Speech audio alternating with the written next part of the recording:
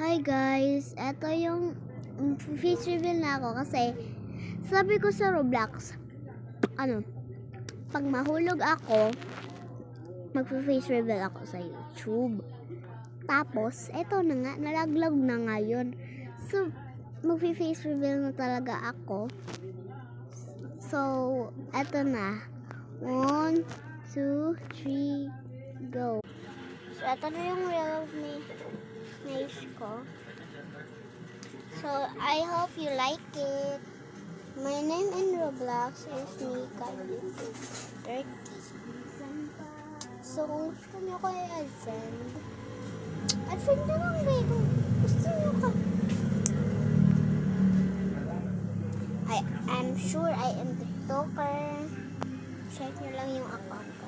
Ang account ko, Cute Mika. Cute naman talaga ako. Kita nyo naman sa mukha ko.